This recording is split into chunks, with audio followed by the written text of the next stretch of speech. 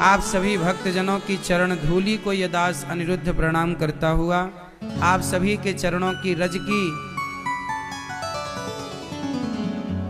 वंदना करते हुए चरण रज को अपने मस्तक पर धारण करते हुए दास अनिरुद्ध आज की कथा प्रारंभ करता है।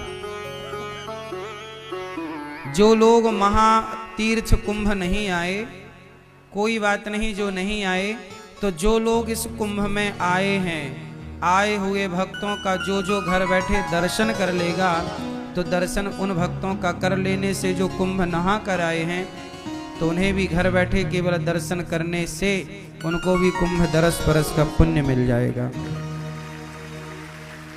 हम तीर्थ नहीं जा पाते, कोई बात नहीं, जो तीर्थ जाते हैं हम उनका दर्शन कर लें।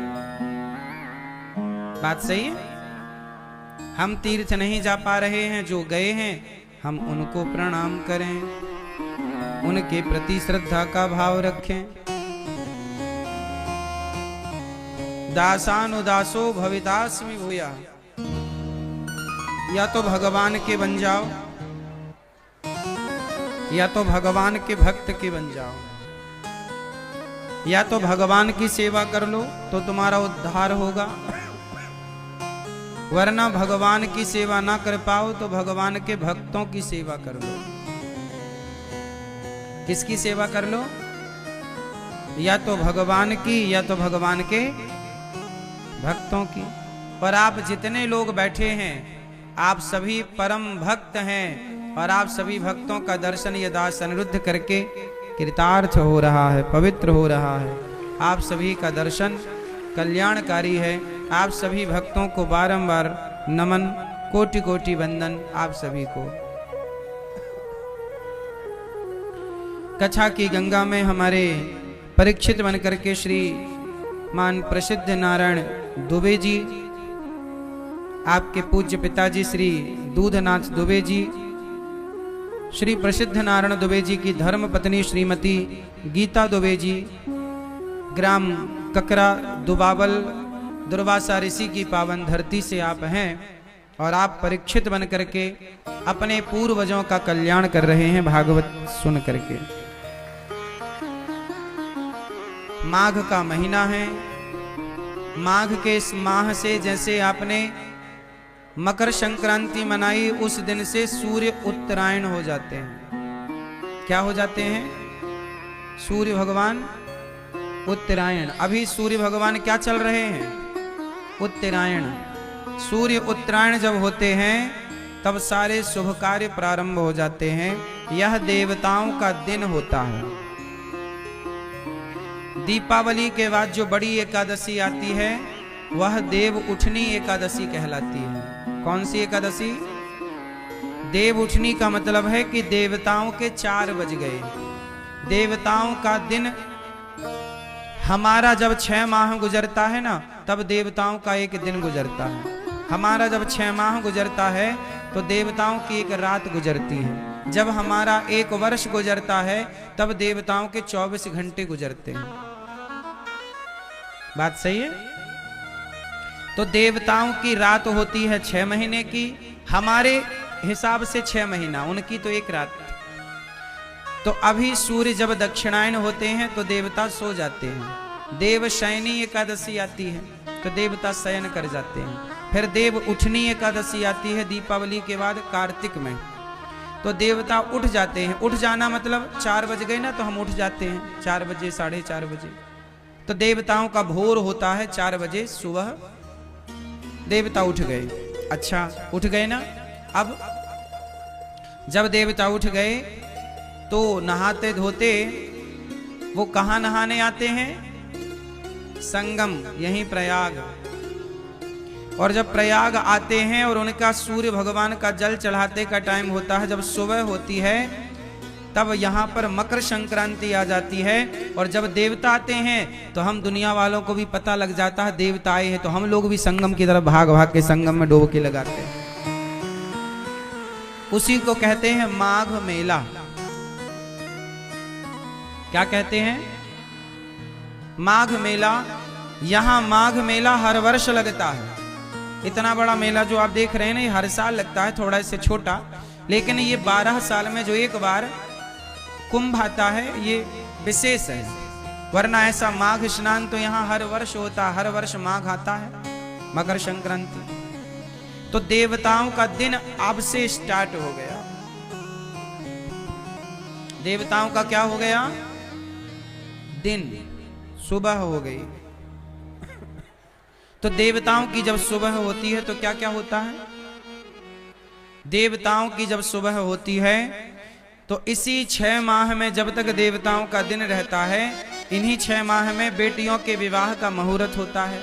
अब देखना, अब बेटियों के विवाह का मुहूर्त चालू हो गया, और जब देवता सो जाते हैं तो मुहूर्त भी खत्म हो जाते हैं। तो अब बेटियों का विवाह का मुहूर्त है, गृह प्रवेश का मुहूर्त है, प्रतिष्ठा का मुहूर्त है, घर बनवाने का मुहूर्त है। इन्हीं 6 महीनों में अच्छे अच्छे मुहूर्त भी होते हैं। जब आप शुभ कार्य करें तो अच्छे मुहूर्त को देख कर करें, क्योंकि मुहूर्त का भी अपना प्रभाव होता है। तो हमारे यहाँ कोई भी शुभ कार्य होता है तो वह इसी समय होता है। इसी समय जब आप कोई भी शुभ कार्य करते हैं तो देवता उस हर कार्य के साक्षी होते हैं। और जब देवता सो जाते हैं और तब आपने पुण्य किया तो साक्षी कौन होता है? तब के लिए साक्षी होते हैं गोपाल जी, इसलिए उनका नाम है साक्षी गोपाल। कौन है? कौन है? जो आप दान करते हो, जैसे प्रयागराज में करोड़ों लोग दर्शनार्थी आ रहे हैं, गंगा डुबकी लगा रहे हैं, और उन गंगा डुबकी लगाने वाले भक्तों को गौरी गोपाल की तरफ से, आप सभी भक्तों की तरफ से अन्न क्षेत्र बांटा जा रहा है, अन्नदान हो रहा है। आज हमारे जयपुर से भैया श्री डीपी मीणा जी, चील गाड़ी वाले, उन्होंने कहा कि गुरुजी, प्रयागराज संगम में इतना बड़ा महापर्व चल रहा है, तो हमारी पूज्य माता जी और हमारे पूज्य पिताजी की ओर से भी यहाँ पर भक्तों को, जो गंगा नहाने वाले भक्त हैं, तीर्थ यात्रा करने वाले भक्त हैं, उनको हमारी माता और पिताजी की स्मृति में उन्हें भरपेट भोजन कराइएगा, उनको भोजन बांटिएगा, ताकि हमारे पूज्य माता जी और पिताजी तो आनंदित हों ही सही, लेकिन ये पुण्य आपको और आपके पूरे परिवार को सुख देने वाला है। तो हमारे डीपी मीणा जी, उन्होंने 1 लाख रुपए दे करके हजारों भक्तों को अन्नदान देने का संकल्प लिया। ये शुभ कार्य करने का अवसर है ना, बार बार ये मौके भी तो नहीं मिलते। तो जब आप कोई भी पुण्य करते हो अपने माता के लिए, देखो कोई भी शुभ कार्य करो ना, तो आप अपने माता पिता का नाम लेते हैं ना, तो वो पुण्य माँ बाप को तो मिलता है, लेकिन हमें भी मिलता है, हमारे बच्चों को भी मिलता है। वो पुण्य सबको प्राप्त होता है। एक अन्न का दाना भी कोई दान करे तो वह एक अन्न का दाना, एक अन्न का कण, वह सबको पुण्यात्मा बनाएगा। जैसे जहर इतना सा कोई पी ले तो वो अपना प्रभाव तो दिखाता है। आग की एक इतनी सी चिंगारी बड़े बड़े जंगल को जलाती है कि नहीं? आग का ये मतलब थोड़ी कि नहीं बहुत आग होएगी तो जंगल जलेगा, नहीं, एक चिंगारी से भी तो जंगल जल सकता है। जरूरी थोड़ी है कि 1 किलो आग ही हो। उसी तरह जैसे एक चिंगारी से बड़ा जंगल जलकर भस्म हो सकता है, उसी तरह अन्नदान में अन्न का एक दाना, सुदामा जी ने श्री कृष्ण को कितना दान किया था? बोलो। घर से लेकर गए थे 4 मुट्ठी लेकर गए थे। कितनी मुट्ठी? सुदामा जी कृष्ण को कितनी मुट्ठी? 4 मुट्ठी लेकर गए। 4 मुट्ठी चावल लेकर गए, तंडुल लेकर गए, जिसे सामान्य भाषा में आज हम लोग पोहा कहते हैं ना, चिवड़ा। 4 मुट्ठी चिवड़ा लेकर के गए सुदामा जी, और 4 मुट्ठी में भगवान ने खाया कितनी मुट्ठी? केवल 1 मुट्ठी। 1 मुट्ठी स्वयं भगवान खाए, बाकी की 3 मुट्ठी रुक्मणी जी को दिया, कहा सब में बांट दो। 4 मुट्ठी सुदामा देते हैं और भगवान सिर्फ 1 मुट्ठी खाते हैं। 1 मुट्ठी चिवड़ा खाए भगवान, चावल खाए भगवान। उस 1 मुट्ठी के बल पर सुदामा जी को इतना दिया, इतना दिया, एक एक दाने के बदले करोड़ करोड़ गुना करके दिया। 1 दाने के बदले करोड़ गुना, 1 दाने के बदले।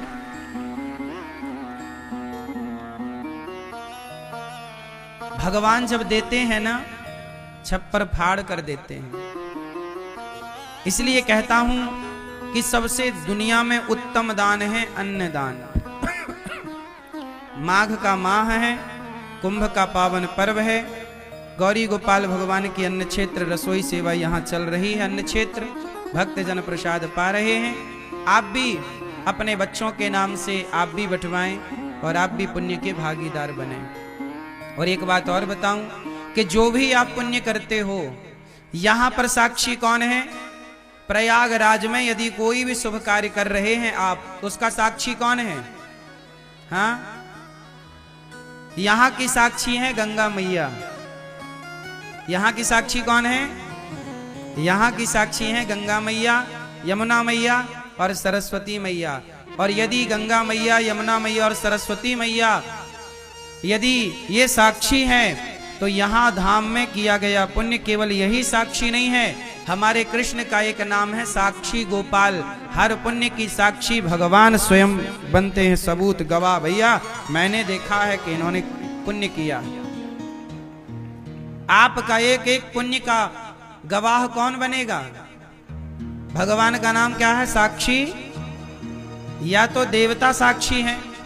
जब बेटी का विवाह होता है तो किसकी साक्षी में विवाह होता है? बेटी के विवाह में साक्षी कौन होता है?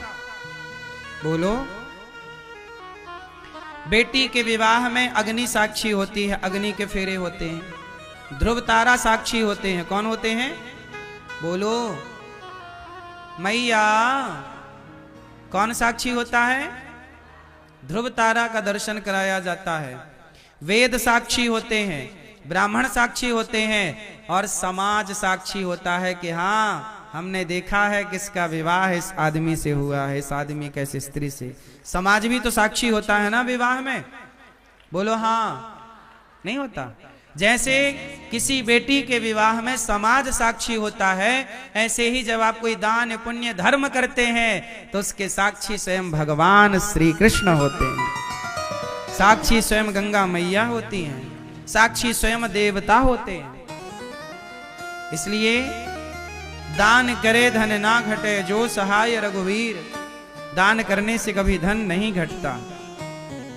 आज हमारी मैया श्रीमती रेणु बक्सी, रजनी भट्ट जी, राशि बक्सी जी और शशि जी शशि शर्मा जी, हमारी मैया लोग दिल्ली से आई हैं और प्रेम से कथा करा चुकी हैं वृंदावन में और अब प्रयाग आई हैं। आप सबका बहुत बहुत स्वागत, वंदन, सबका अभिनंदन। कल हम लोग कथा सुन रहे थे और कथा की गंगा में कल हम लोगों ने सुना। अब हमारे श्री प्रसिद्ध नारायण दुबे जी कथा करा रहे हैं, तो साक्षी तो गंगा मैया बन ही रही हैं, भगवान भी साक्षी हैं, आप सब भी साक्षी हैं। यही पुण्य है।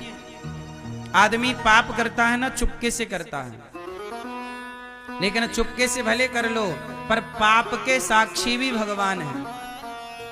पाप के साक्षी कौन? नाम ही है साक्षी गोपाल। पाप के साक्षी भी भगवान और पुण्य के साक्षी भी। तुम ये ना सोचो कि तुम्हें कोई नहीं देख रहा। जहां तुम्हें कोई नहीं देख रहा होता है, वहां भी तुम्हें भगवान देख रहे होते हैं। बच के रहना। कल हम लोगों ने सुना कि भगवान शिव माता पार्वती जी के संग विराजे कैलाश में भगवान शिव का विवाह हुआ। मनु जी के 3 बेटियों की कथा कल आपको उदास ने सुनाई। मनु जी के 2 बेटे और हुए। 2 बेटे कौन? प्रियव्रत और उत्तानपाद। प्रियव्रत और उत्तानपाद। प्रियव्रत जी का विवाह और उत्तानपाद की चर्चा। उत्तानपाद की 2 पत्नियां हैं, सुनीति और सुरुचि। सुनीति बहुत अच्छी हैं और सुरुचि थोड़ी मनमाना आचरण करती हैं। पत्नी कितनी है उत्तानपाद जी की? मनु के 2 बेटा हैं मनु जी के, प्रियव्रत उत्तानपाद। तो पहले एक बेटे की कथा सुनाऊं उत्तानपाद जी की। उत्तानपाद जी की 2 पत्नियां हैं। कितनी पत्नियां मेरी माँ? मैया कितनी पत्नी हैं? पत्नी कितनी होती हैं? एक। पत्नी सबकी 2 होती हैं, एक अच्छाई एक बुराई। हमारे भीतर 2 चीजें हैं, अच्छाई और हमारा 2 से संबंध है, अच्छाई से भी और। तो सबकी पत्नियां 2 हैं। पत्नियों, आप स्त्रियों की भी 2 पत्नियां हैं। आपके भीतर भी अच्छाई है और आपके भीतर भी बुराई है। क्या आप में से ऐसा कोई है जिसके भीतर अच्छाई ही अच्छाई हो और बुराई ना हो? क्यों है कोई ऐसा? भैया आप ऐसे हैं, अच्छाई ही अच्छाई हो बुराई ना हो? है कोई ऐसा धरती पर? क्यों? मैया, ओ मोबाइल वाली मैया, कहां ऐसे ऐसे देख रही हो मेरी मां? सुन लो,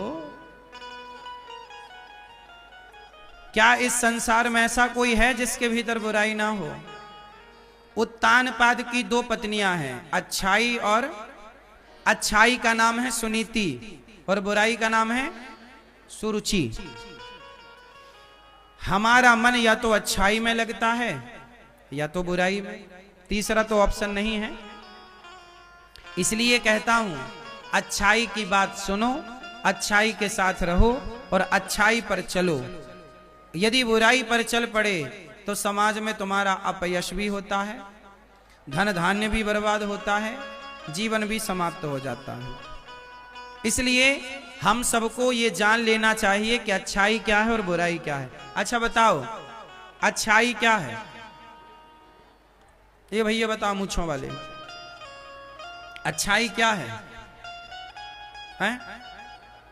बुराई क्या है? बुराई किसे कहते हैं? हैं? अच्छाई क्या है और बुराई क्या है? लाल मैया बताओ, अच्छाई क्या है? आपकी सास अच्छी है कि बुरी है? बोलो मेरी मां। लाल मैया, आपकी सास अच्छी है कि बुरी है? अच्छी है। ऐसा तो नहीं कि कह ना पा रही हो। आपकी सास कैसी है? और जेठानी? जेठानी बुरी है? सबकी जेठानियां बुरी ही होती हैं और सबकी देवरानियां बुरी ही होती हैं। और मैं मानता हूं कि देवरानी और जेठानी बुरी नहीं होती, हम स्वयं बुरे होते हैं। हम केवल बुराइयों पर फोकस करते हैं, बुराइयों को देखते हैं, इसलिए हमें केवल बुराई दिखती है। यदि आप लोग यहाँ बैठकर मेरी बुराई देखने लग जाओगे ना, तो मेरी भी लाख बुराई आप बैठे बैठे देख लोगे। और आप अच्छाई देखना चाहोगे तो आप अच्छाई भी देख सकते हैं। इस धरती पे ऐसा कोई नहीं है जिसके भीतर अच्छाई ना हो। यहां तक कि जो तुम्हारा मलमूत्र है ना, वो मलमूत्र भी तुम्हारे लिए बुरा है, पर सुअर के लिए वो भी बहुत अच्छा है, नहीं है? जो चीज तुम्हारे लिए बुरी है वही चीज सुअर के लिए अमृत जैसी है, नहीं है? बोलो हाँ। तुम थूक देते हो ना, तुम्हारा थूक तुम्हारे लिए बुरा है, पर मछली के लिए वही अच्छा है, तुरंत खा जाती है। बोलो हाँ कि ना? इस संसार में ऐसी कोई चीज आप हमें बताओ जो बुरी ना हो और अच्छी ना हो। अब आप उसे किस नजरिए से देख रहे हैं, ये बड़ा महत्वपूर्ण नजरिया है। खेल पूरा देखने का है, नजरिए का है। सही है कि गलत है? क्यों मैया, क्या बोलती तू? सही है। अपना अपना नजरिया है देखने का, दृष्टिकोण। तो मैं आपसे केवल ये निवेदन करूं कि हमारी 2 पत्नियां हैं, अच्छाई और बुराई। अब हमें ये ध्यान देना है कि हम किस राह पर चलें। अच्छाई किसे कहते हैं? समाज की सेवा को निस्वार्थ भाव से आप किसी की सेवा कर रहे हैं, ये सबसे बड़ी अच्छाई है। इस संसार की सबसे बड़ी अच्छाई क्या है? निस्वार्थ भाव से किसी की सेवा कर देना, भूखे को रोटी देना, जरूरतमंद को सहारा देना, और किसी को दवाई की जरूरत है, आपका कोई स्वार्थ नहीं है, लेकिन आपको कष्ट है कि यार इसके पांव में चोट लगी है, चल भैया मैं तुझे हॉस्पिटल ले चलूं, मैं तेरा इलाज करा दूं। आपने किसी का इलाज करा दिया, दवाई लगा दी, मरहम लगा दिया, कोई स्वार्थ नहीं, आपने बदले में उससे कुछ नहीं चाहा, इससे बड़ा कोई पुण्य नहीं है। बेटा अपनी मां को घर से निकाल देता है और मां दर दर की ठोकर खाती है। जब ठोकर खाती हुई वो गौरी गोपाल में आती हैं, तो जिन माताओं के सिर पे छाया नहीं होती, खाने को रोटी नहीं होती और दवाई की व्यवस्था नहीं होती, आप लोगों के सहयोग के बल पर गौरी गोपाल आश्रम में माताओं को रहना भी मिल जाता है, खाना भी मिल जाता है, दवाई भी मिल जाती है। ये आप लोग पुण्यात्मा ही तो हैं, जब आप ऐसी बेसहारा माओ का सहारा बन जाते हैं। किसी एक माँ को आप गोद ले लेते हैं और आप उस माँ के बेटा बेटी बनकर सहयोग करते हैं, तो माँ को जीवन भर दवाई, रोटी और छाया मिल जाती है। गौरी गोपाल आश्रम में इतनी सारी वृद्ध माओं की सेवा चल रही, क्या है ये? यही है अच्छाई। किसी के काम आना क्या है? अच्छाई। बुराई क्या है? बुराई किसे कहते हैं? बुराई कहते हैं बेवजह किसी का नुकसान करना, किसी के बारे में गलत सोचना, किसी के बारे में गलत बोलना, किसी को रुलाना, किसी को सताना, सब बुराई है।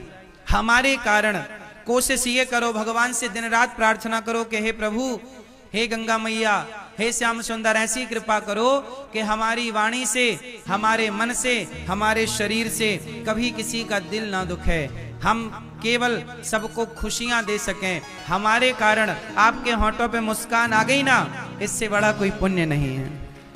हमारे कारण आपके आंखों में खुशी के आंसू आ गए ना, इससे बड़ा कोई पुण्य नहीं है। और हमारे कारण आपकी आंखों में आंसू आ गए बेवजह दुख के, हमारे कारण आप रो पड़े, इससे बड़ा कोई पाप नहीं है।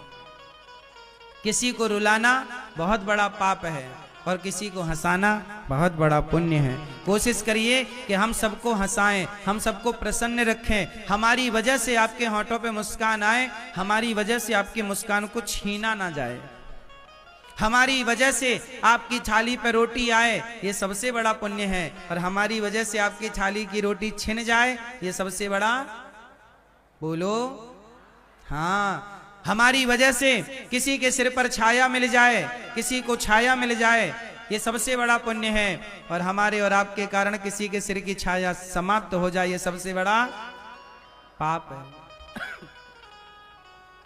बचो पाप से, जितना पुण्य कर सको कर लो, काम क्या आना है?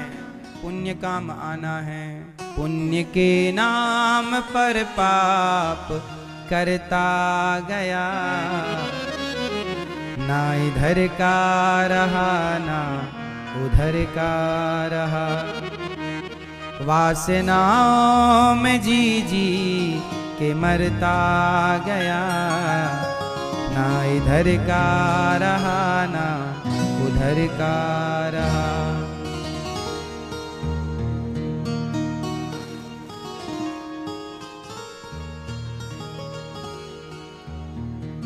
पाप जिनके लिए ही तू करता गया, तेरे अपनों ने ही मार डाला तुझे, जाल खुद ही बुना खुद ही फंसता गया, ना इधर का रहा ना उधर का रहा।